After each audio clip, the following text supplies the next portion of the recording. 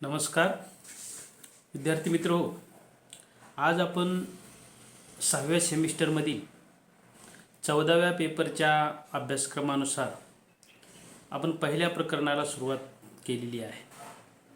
यामध्ये आपण जे पहिलं प्रकरण आहे टेक्निक्स ऑफ सोशॉलॉजिकल इन्व्हेस्टिगेशन असं आहे आणि या सोशॉलॉजिकल इन्व्हेस्टिगेशनच्या अनुषंगानं संशोधकाला जी काही आपल्या संशोधनाच्या अनुषंगानं जी माहिती किंवा डेटा कलेक्शन करण्यासाठी ज्या आवश्यक टेक्निक्सची या ठिकाणी गरज भासत असते त्या टेक्निक्सच्या अनुषंगानं आपण आज चर्चा करणार आहोत. यामध्ये संशोधनाशी निगडीत असणारी सामाजिक क्षेत्रामध्ये अभ्यास करण्यासाठी संशोधन करण्यासाठी वेगवेगळी टेक्निक्स आहेत. तर त्यापैकी आपल्या अभ्यासक्रमाला जी काही इथं 3 टेक्निक्स दिलेली आहेत त्याच्यामध्ये ऑब्झर्वेशन आहे, क्वेश्चनरीज आहे आणि इंटरव्ह्यू आहे. तर हे 3 टेक्निक अतिशय महत्त्वपूर्ण टेक्निक्स संशोधनाशी निगडीत आहेत आणि बहुतांश संशोधनामध्ये या 3 टेक्निक्सचा वापर हा करण्यात येत असतो.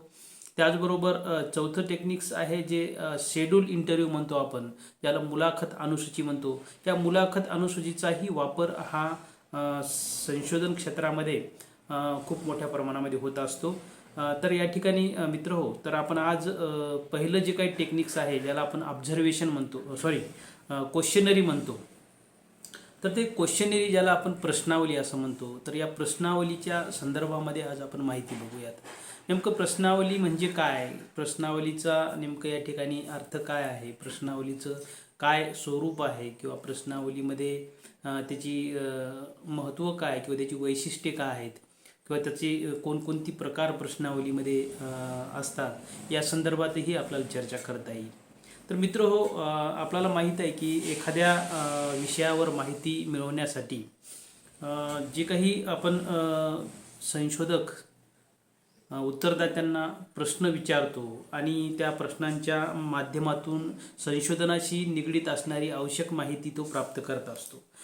संशोधक हा संशोधनाशी संबंधित माहिती 2 पद्धतीने मिळू शकतो की जसं मुलाखतीच्या माध्यमातूनही माहिती प्राप्त करता येते आणि प्रश्नावलीच्या माध्यमातूनही माहिती प्राप्त करता येते. तर या दोन्हीमध्ये फरक काय आहे की मुलाखतीच्या माध्यमातून जेव्हा आपण प्रश्न विचारतो ते प्रत्यक्ष त्या ठिकाणी प्रश्न विचारले जातात आणि ती माहिती आपण स्वतः संशोधक त्या ठिकाणी नोंद करत असतो आणि ती आपल्याला माहिती प्राप्त होत जात असते. आणि एकंदरीत आपण प्रश्नावलीच्या संदर्भात जर विचार केला तर प्रश्नावली ही आपल्याला सुशिक्षित लोकांसाठीच वापरता येते आणि प्रश्नावली ही आपल्याला या ठिकाणी संशोधकाला कुठलाही वेळ पैसा अधिक खर्च न करता एकदा प्रश्नावली बनवली की आपल्या संशोधनाशी निगडीत असणारी प्रश्नसंच बनवला की ती माहिती आपल्याला बसल्या जागी पोस्टाने उत्तरदात्यापर्यंत पाठवता येते आणि ती परत मिळवता येते. हा त्याच्यामध्ये फरक आहे. आणि प्रश्नांची उत्तरं देत असताना उत्तरदात्यावर कुठलंही दडपण येत नाही. तो मन मोकळेपणाने प्रश्नांची उत्तरं लिहू शकतो आणि आपल्याला ती माहिती इच्छित माहिती प्राप्त होऊ शकते. आणि मुलाखतीमध्ये काय असते की एखाद्या वेळेस प्रत्यक्ष जेव्हा संशोधक एखाद्या उत्तरदात्याला प्रश्न विचारत असतो तेव्हा काही प्रश्न त्याला ॲकवर्ड वाटू शकतात किंवा या प्रश्नांचं उत्तर तो देऊ इच्छित नाही. तर अशा वेळेस ती आपल्याला या ठिकाणी काही प्रश्नांची उत्तरं ही प्राप्त होऊ शकत नाहीत. परंतु प्रश्नावली एक असं तंत्र आहे की प्रश्नावलीच्या माध्यमातून आपण पाहिजे तशी माहिती प्राप्त करू शकतो, पाहिजे तेव्हा ती माहिती आपण पाठवू शकतो, मिळवू शकतो किंवा एकाच वेळेस अनेक उत्तरदात्यांना आपल्याला ती प्रश्नावली पाठवणं शक्य होते पोस्टाच्या माध्यमातून आणि त्यांना विनंती करून ती परत आपल्याला घरबसल्या ती प्राप्त होऊ शकते. आणि एकंदरीतच आपण बघू शकतो की विस्तृत क्षेत्रामध्ये जेव्हा आपल्याला माहिती प्राप्त करायची असते आपल्या संशोधनाशी निगडीत तेव्हा प्रश्नावली हे तंत्र आपल्याला फार उपयुक्त ठरत असते. आणि म्हणून या ठिकाणी आपल्याला प्रश्नावली हे जे काही टेक्निक्स आहे या प्रश्नावलीच्या संदर्भामध्ये आपल्याला माहिती मिळवणं सहज शक्य होते प्रश्नावलीच्या माध्यमातून. आणि त्याचबरोबर आपल्याला या ठिकाणी लक्षात आलं पाहिजे की जी काही आपला विषय आहे त्या विषयाच्या संदर्भामध्ये प्रश्न कशी असावीत, प्रश्नांचं त्या ठिकाणी स्वरूप काय असावं हे आपल्याला आधी ठरवावं लागतं. किती प्रश्नांची म्हणजे मर्यादा किती ठेवायची आहे, हेही त्या ठिकाणी आपल्याला ठरवणं गरजेचं असतं. म्हणून संशोधकाला अतिशय महत्त्वाचं काम जे करायचं असतं ते म्हणजे प्रश्न संच तयार करणं. आपल्या विषयाच्या माध्यमातून तो अधिक म्हणजे चांगल्या पद्धतीनं माहिती मिळाली पाहिजे असे प्रश्न त्या ठिकाणी त्यांनी तयार केले पाहिजेत. तर नेमकं प्रश्नावली काय आहे, तर हे आपल्याला जर या ठिकाणी लक्षात घ्यायचं असेल तर अनेक लेखकांच्या व्याख्याही या ठिकाणी असतात. जसं गुड अँड हॅट यांनी म्हटलं होतं किंवा प्रश्नावली म्हणजे काय, तर ही प्रश्नांची उत्तरं प्राप्त करून देण्याची किंवा ते एक प्रश्नांची उत्तरं मिळवण्याची एक प्रश्नपत्रिका असते. तर त्या माध्यमातून आपल्याला ती प्रश्न विचारली जातात आणि ती माहिती मिळवत असतो आपण. त्याचबरोबर बोगार्ट्सने सुद्धा एक व्याख्या केली आहे की प्रश्नावली ही विविध व्यक्तींच्या माध्यमातून उत्तरं देण्याकरता तयार करण्यात आलेली एक तालिका होय किंवा प्रश्नसंच होय. त्याचबरोबर याच्यामध्ये विल्सननी एक व्याख्या केलेली आहे, विस्तृत क्षेत्रामध्ये मोठ्या संख्येने जे पसरलेल्या किंवा एखाद्या निवडलेल्या लहान क्षेत्रामध्ये पसरलेल्या लोकांकडून मर्यादित प्रमाणामध्ये तथ्य संकलन करण्याकरता प्रश्नावली किंवा ही एक तालिका बनवली जाते. तर ही झाली या प्रश्नावलीच्या संदर्भामध्ये जी प्रश्नावली म्हणजे एक प्रश्नांची यादी आहे. तर ती आपल्या सोयीनुसार किंवा आपल्या संशोधनाच्या उद्दिष्टानुसार ती आपण तयार करत असतो. तर नेमकं मग ही प्रश्नावली कशी असावी किंवा आदर्श प्रश्नावली आपण कशाला म्हणतो किंवा आदर्श प्रश्नावलीचे वैशिष्ट्ये काय असतात या संदर्भामध्ये सुद्धा आपल्याला विचार होणं गरजेचे आहे. तर प्रश्नावली म्हणजे काय आपल्याला हे लक्षात आलं की प्रश्नावली म्हणजे उत्तरदात्यांना पाठवण्यासाठी तयार केलेली प्रश्नांची यादी आहे, जी आपल्या संशोधनासाठी ती माहिती प्राप्त करण्यासाठी आपण तयार करतो. तर याच्यामध्ये ती कशी असली पाहिजे, तर याच्यामध्ये महत्त्वपूर्ण काही वैशिष्ट्ये आपल्याला सांगता येईल. जसं की तुलनात्मक दृष्टीने प्रश्नांची संख्या ही कमी असली पाहिजे. म्हणजे प्रश्नावलीचा आकार हा फार मोठा नसावा आणि फार लहानही नसावा, की जेणेकरून प्रश्नावली जर आपल्याला व्यवस्थित बनवली तर प्रश्नांची संख्या जर आपण मर्यादित ठेवली तर आपल्याला ती व्यवस्थितपणे प्रश्नांची उत्तरं मिळू शकतात किंवा त्या पद्धतीनं आपण ती मिळू शकतो. त्याचबरोबर म्हणून ते प्रश्नांची संख्या ही मर्यादित असली पाहिजे. त्याचबरोबर प्रश्नावलीमध्ये असे प्रश्न असले पाहिजेत की जे प्रश्नांचे उत्तरं हे आकड्यात किंवा होय नाही अशा याच्यामध्ये असली पाहिजे, जेणेकरून उत्तरदाता ती प्रश्नावली भरत असताना अधिक प्रेरित होईल किंवा त्याला कुठलंही त्याच्यावर कंटाळवाणा वाटणार नाही किंवा तो दडपण घेणार नाही. आणि त्या माध्यमातून प्रश्नांची उत्तरही आपण तशी असली पाहिजे, जसं की संख्येमध्ये किंवा होय नाही अशा याच्यामध्ये स्वरूपाची प्रश्न विचारली पाहिजेत. त्याचबरोबर प्रश्न हे साधे सरळ आणि सोपे असावेत, हा सुद्धा एक त्याच्यातलं महत्त्वाचं वैशिष्ट्य आहे की जेणेकरून त्यांना सहज समजू शकतील. क्लिष्ट स्वरूपाचे प्रश्न नसावेत, द्विअर्थी स्वरूपाचे प्रश्न नसावेत किंवा कुठलेही त्याच्यामध्ये व्यक्तिगत प्रश्न नसावेत, असाही त्याच्यामध्ये आपण विचार केला गेला पाहिजे. त्याचबरोबर प्रश्नांची रचना ही अशी असली पाहिजे की त्या ठिकाणी उत्तर देताना कुठलाही पक्षपातीपणा होण्याची त्या ठिकाणी शक्यता कमी असली पाहिजे. त्याचबरोबर त्यांना अधिक भावनिक प्रश्न विचारू नयेत. जे व्यक्तिगत प्रश्न असतात त्यांच्या जीवनाशी निगडीत असे प्रश्नही त्याच्यामध्ये असले पाहिजेत. त्याचबरोबर प्रश्न हे अशिष्टपणाचे त्या ठिकाणी परीक्षणात्मक असू नये, जसं त्यामुळे शिष्टपणा असला पाहिजे म्हणजे प्रश्नांमध्ये, ही सुद्धा त्याच्यामध्ये बाब अतिशय महत्त्वाची असते. त्याचबरोबर प्रश्नावलीमध्ये प्रश्न हे एकमेकांना पूरक आणि पोषक असली पाहिजे. एखादी गोष्ट आपण एखादा घटक सुरू केला किंवा आर्थिक स्वरूपाची माहिती विचारत असेल तर आपल्याला आर्थिक स्वरूपाच्या माध्यमातून एक प्रश्न विचारले गेले पाहिजे, त्याला पूरक प्रश्न विचारले पाहिजे. त्याचबरोबर याच्यामध्ये ही बाब महत्त्वाची आहे की प्रत्येक प्रश्नांसमोर त्या ठिकाणी आवश्यकतेनुसार त्यांना रिकामी जागा, जर मुक्त प्रश्न असेल तर तशी लिहिण्यासाठी रिकामी जागा असली पाहिजे किंवा प्रश्नांचे उत्तर देण्याकरता उत्तर द्यायला कुठलीही अडचण येणार नाही असे प्रश्न विचारले जाऊ नयेत, असा या ठिकाणी ह्या गोष्टी महत्त्वाच्या आहेत.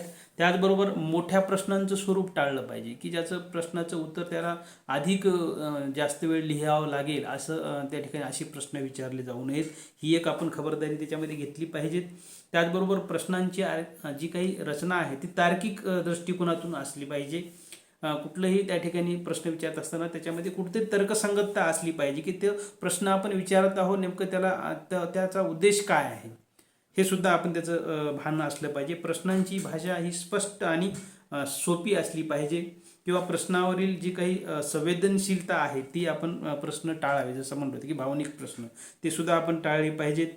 किंवा प्रश्नावली फार मोठी नसू नये. जसं म्हणलं मी, प्रश्नांची संख्या ही एकदम व्यवस्थित स्वरूपामध्ये असली पाहिजे, अधिकही नसू आणि फार कमीही प्रश्न नसून जेणेकरून ती माहिती आपल्याला परिपूर्ण मिळणार नाही अशाही स्वरूपाची नसू नये. म्हणून प्रत्येक घटक त्या ठिकाणी ठरला पाहिजे. जसं कौटुंबिक प्रश्न असतील तर किती विचारले पाहिजे, सामाजिक प्रश्न किती विचारले पाहिजे, आर्थिक प्रश्न बाबींशी प्रश्न किती विचारले पाहिजे, सांस्कृतिक बाबीशी किती प्रश्न विचारले पाहिजे, राजकीय बाबीशी किती प्रश्न विचारले पाहिजे, ह्या सगळ्या गोष्टींवर आपण विचार केला पाहिजे आणि ती प्रश्नावली बनवली पाहिजे. तर एक ही सगळी जर बाबी आपण लक्षात ठेवून प्रश्नावली बनवण्याचा प्रयत्न केला तर निश्चितच ती एक आपल्या संशोधनासाठी एक आदर्श प्रश्नावली ठरू शकते. ही बाब आपण लक्षात ठेवली पाहिजे. याच्यामध्ये एक दुसरी गोष्ट अशी आहे की याच्यामध्ये प्रश्नांचे स्वरूप हे मिश्र स्वरूपाचे असले पाहिजे. म्हणजे प्रश्न विचारत असताना किंवा प्रश्न तयार करत असताना म्हणजे प्रश्न काही स्ट्रक्चरड स्वरूपाचे असले पाहिजे, काही अनस्ट्रक्चरड स्वरूपाचे. जसे आपण संरचित प्रश्न, काही असंरचित प्रश्न असं म्हणतो. जसं की काही प्रश्न हे फिक्स असतात की ज्याच्यामध्ये आपल्याला काही बदल करता येत नाही, किंवा काही प्रश्न असे असतात की त्याच्यामध्ये उत्तरदात्यांना त्यांच्या पद्धतीनं ही उत्तरं लिहिता आली पाहिजेत. म्हणजे काही ऑब्जेक्टिव्ह टाईप स्वरूपाचे प्रश्न असले पाहिजे, काही म्हणजे जसं की मुक्त प्रश्न असले पाहिजे, ही बाब त्याच्यामध्ये असली पाहिजे. काही प्रश्नांमध्ये तुम्ही ग्राफ किंवा चित्रमय स्वरूपाची सुद्धा प्रश्नावली बनवू शकता. मग ते आपल्या संशोधनाच्या उद्दिष्टावर अवलंबून आहे की आपल्याला ते कशा पद्धतीची प्रश्नावली बनवायची आहे. तर ह्या बाबींचा आपण विचार करणं प्रश्नावलीमध्ये फार गरजेचं आहे. त्याचबरोबर प्रश्नांचं स्वरूप हे स्पष्ट आणि निपक्षपातीपणाचं असलं पाहिजे. प्रत्येक प्रश्न विचारत असताना तो स्पष्ट असला पाहिजे, त्याला त्याचा अर्थ कळला पाहिजे. त्याचबरोबर कुठलंही त्या उत्तरदात्याला प्रश्नामध्ये पक्षपातीपणाची भूमिका नाही दिसली पाहिजे, ही बाबसुद्धा त्याच्यामध्ये आवश्यक आहे. किंवा प्रश्नांचा क्रम हा तर्कसंगत असावा. त्याचबरोबर वस्तुनिष्ठ स्वरूपाची प्रश्न जी उत्तरं आहेत ती मिळवण्यासाठी आपल्याला प्रश्न तयार करणं गरजेचे आहेत. म्हणून प्रश्नावलीचा आकारही योग्य असला पाहिजे. प्रश्नावलीची गुणवत्ता ही चांगली असली पाहिजे. कारण प्रश्नांचा या ठिकाणी क्रम कसा आहे किंवा प्रश्नांचं त्या ठिकाणी काय तुम्ही व्हॅल्यू ठरवलेला आहे, प्रश्न कशी असावी त्यावर आधारित तुमची ती गुणवत्ता असणार आहे. त्याची उपयुक्तता किती आहे प्रश्नांची, त्यावर आपलं त्या ठिकाणी त्या प्रश्नावलीचं या ठिकाणी सार्थक ठरत असतं. त्याचबरोबर प्रश्नावलीचं अंतर्गत आणि बाह्य स्वरूपसुद्धा अतिशय महत्त्वाचं आहे. प्रश्नावली बनवत असताना अतिशय स्पष्ट प्रश्नावली बनवली पाहिजे. त्याची टंकलेखन असेल किंवा त्याची झेरॉक्स काढणे असेल त्या स्पष्ट असल्या पाहिजेत. टाईपरायटिंगसुद्धा त्या ठिकाणी स्पष्ट दिसली पाहिजेत. तरच ती प्रश्नावली उत्तरदात्यांना प्रश्नांची उत्तरं देण्यासाठी अधिक प्रेरक ठरू शकते. त्याचबरोबर याच्यामध्ये प्रश्नावलीचा आकारही आकर्षक असणं, जसं म्हणलं की प्रश्नांची संख्या जर आपण मर्यादित केली तर तो आकारही छोटा होणार आहे, फार त्या उत्तरदात्याला कंटाळवाणं होणार नाही असाही आपण विचार करणं गरजेचे आहेत. तर त्याचबरोबर याच्यामध्ये प्रश्नावलीमध्ये आणखी एक बाब आहे की प्रश्नावलीचे आपल्याला वेगवेगळे प्रकार हे करता येतात, की ज्याच्यामध्ये आपण प्रश्नावलीचे 2 प्रकार सांगू शकतो. की ज्याच्यामध्ये लुडबर्ग यांनी प्रश्नावलीचे 2 प्रकार सांगितले. ज्याच्यामध्ये तथ्य संकलनासंबंधीची प्रश्नावली आणि दुसरा मनोवृत्ती संबंधीची प्रश्नावली.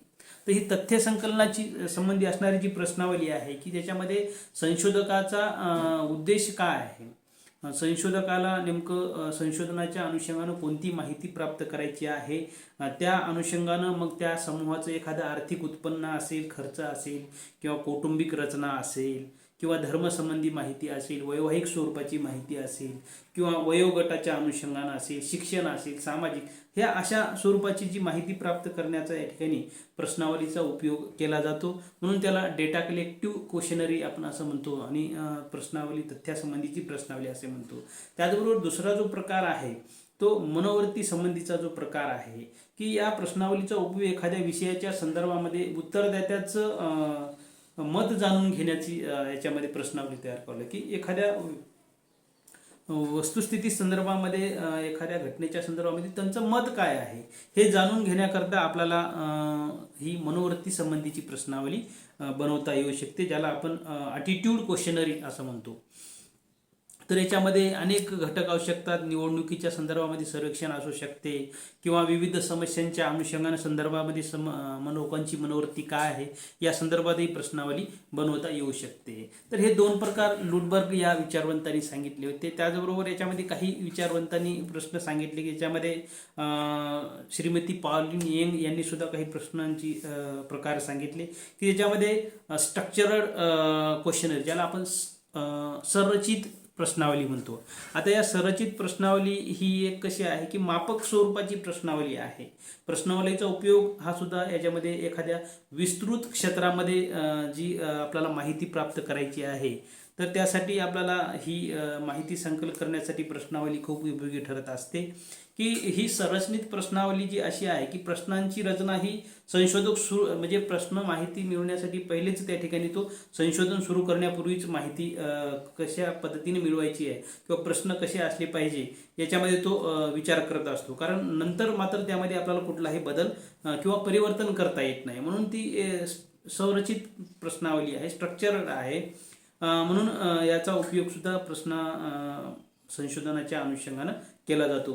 तर दुसरी प्रश्नावली याच्यामध्ये जो आहे की ज्याच्यामध्ये असंरचित प्रश्नावली आहे. याच्यामध्ये ज्याला आपण नॉन स्ट्रक्चरल क्वेश्चनरी असं म्हणतो. तर ही नॉन स्ट्रक्चरल क्वेश्चनरी अशी आहे की याच्यामध्ये काही प्रश्नांची संख्या ही कमी जास्त आपल्याला करता येते ज्यावेळेस संशोधन समस्येसंबंधी फारशी माहिती आपल्याला नसते किंवा एखाद्या विस्तृत क्षेत्रामध्ये किंवा एखाद्या विशिष्ट घटकांविषयी आपल्याला अधिक माहिती नाही आहे तेव्हा ती माहिती मिळण्यासाठी आपण त्या प्रश्नांचा क्रम किंवा प्रश्न त्या ठिकाणी अधिक वाढवू शकतो. हे त्याच्यामध्ये एक महत्त्वाची बाब आहे. किंवा एकंदरीतच आपण हेही बघू शकतो की संशोधकाला याच्यामध्ये पूर्णतः स्वातंत्र्य आहे. क्वेश्चनरी कशा पद्धतीनं आपण त्याच्यामध्ये चेंज करायची किंवा बदल करायचे. म्हणून याच्यामध्ये बऱ्याच वेळेस प्रश्नावलीचा केवळ विषयाचा उल्लेख केलेला असतो किंवा त्या संबंधात माहिती प्राप्त करायची असते. प्रश्नावली जेव्हा संशोधन क्षेत्रामध्ये किंवा एखादं सीमित क्षेत्र आहे, लहान क्षेत्र आहे त्या ठिकाणीही तिचा वापर आपल्याला करता येतो. आणि असंरचित प्रश्नावलीचे विषय क्षेत्र हे निश्चित असे असते. त्या ठिकाणी आपण लक्षात घेतलं पाहिजे. काही प्रश्न हे पूर्वनिर्धारित नसतात किंवा त्या विषयाच्या संबंधात उत्तरदात्यांना माहिती संकलित करायची असते आणि त्यामुळं मग प्रश्न ही कधीकधी बदलणं शक्य होत असते. त्याचबरोबर ही अनस्ट्रक्चरल जी नॉन स्ट्रक्चरल प्रश्नावली आहे ही आणि स्ट्रक्चरल प्रश्नावली हे दोन प्रकार याच्यामध्ये आहेत. त्याचबरोबर तिसरा प्रकार याच्यामध्ये आहे की तो म्हणजे बंदिस्त प्रश्नावली ज्याला आपण क्लोज रिस्ट्रिक्टेड क्वेश्चनरी आपण म्हणतो. तर बंदिस्त प्रश्नावलीतील प्रश्नावरून उत्तरदात्याच्या एकंदरीत मनोवृत्तीचं अध्ययनही करता येणं सहज शक्य होते किंवा प्रश्नांची उत्तरं या प्रश्नावलीद्वारा मिळू शकतात. म्हणून बंदिस्त प्रश्नावलीमध्ये आपल्याला त्या उत्तरदात्यांना स्पष्ट सांगता येऊ शकते की बाबा तुम्हाला शेती आहे का, होय किंवा नाही असे बंदिस्त प्रश्न आपण तयार करू शकतो. किंवा कुटुंबाचं स्वरूप कोणतं आहे, आपल्या विभक्त आहे का संयुक्त आहे, अशी प्रश्न आपण या ठिकाणी तयार करता येऊ शकतात. त्याचबरोबर याच्यामध्ये चौथा जो प्रकार आहे तो ओपन क्वेश्चनरी आहे ज्याला आपण मुक्त प्रश्नावली असं म्हणतो. की मुक्त प्रश्नावलीमध्ये काही प्रश्न ही आपण अशी देतो की ज्यामध्ये त्या उत्तरदात्याला पूर्ण मुक्तता आहे की कशा एखादा प्रश्न विचारणे आणि त्या प्रश्नांचं उत्तर तो स्वतःच्या शैलीमध्ये स्वतः त्याला जसं द्यायचं तसं तो देऊ शकतो. तर ती पूर्णतः त्याला स्वातंत्र्य असते. जसं की आपण बघतो एखादा प्रश्न बालगुन्हेगारी निर्माण होण्याची कारणं कोणती आहे तर त्याला जी काय कारणं सांगायची ती आपल्याला त्याला सांगता येऊ शकतात. अशी काही मुक्त प्रश्न स्वरूपाची प्रश्नावली सुद्धा आपण बनवू शकतो. त्याच्यामध्ये आणखी एक प्रकार पाचवा आहे तो म्हणजे चित्रमय स्वरूपाची प्रश्नावली. आता चित्रमय प्रश्नावली ही जी आहे की काही प्रश्नांची उत्तरं ही आपल्याला काही चित्रांच्या माध्यमातून किंवा काही ग्राफच्या माध्यमातून ती मिळवता येऊ शकतात. म्हणून अशी काही आपल्या प्रश्नावलीमध्ये आपण ती चित्र सुद्धा वापरू शकतो, ग्राफ वापरू शकतो किंवा त्या माध्यमातून प्रश्नावलीला एक आकर्षक स्वरूप आपण देऊ शकतो. त्यानंतर आणखी एक प्रकार आहे याच्यामध्ये तो म्हणजे मिश्रित स्वरूपाची प्रश्नावली याच्यामध्ये सर्व जे आतापर्यंत प्रकार सांगितले, मग त्याच्यामध्ये काही संरचित प्रश्न असू शकतात, असंरचित प्रश्न असू शकतात, मुक्त प्रश्नावली असू शकते, प्रश्न असतात, बंदिस्त स्वरूपाचे प्रश्न असतात किंवा चित्रमय स्वरूपाचे प्रश्न असतात. त्या सर्वांचाच आधार या मिक्स प्रश्नावलीमध्ये येत असतो. ही बाब याच्यामध्ये आपल्याला लक्षात घेतली पाहिजे. तर अशी ही सर्व झाली या आतापर्यंत आपण की प्रश्नावली म्हणजे काय, प्रश्नावलीची नेमकं वैशिष्ट्ये काय आहेत, प्रश्नावलीचं या ठिकाणी नेमकं आदर्श प्रश्नावली कशी असावी किंवा प्रश्नावलीचे एकंदरीत त्या ठिकाणी प्रकार कोणकोणते आहेत या संदर्भामध्ये आपण चर्चा केली आहे. की या ठिकाणी आपण ह्या लेक्चरमध्ये ह्याच गोष्टी एवढ्याच आपण अभ्यासणार आहोत. या ठिकाणी आपण या ठिकाणी थांबूयात आणि यानंतर परत प्रश्नावलीमध्ये नेमकं कोणती अडथळे येऊ शकतात किंवा त्या प्रश्नावलीच्या अनुषंगाने आणखी अनेक काही बाबी असतील अभ्यासक्रमामध्ये, त्या आपण पुढच्या लेक्चरमध्ये अभ्यासूया. तोपर्यंत आपण थांबूयात. धन्यवाद.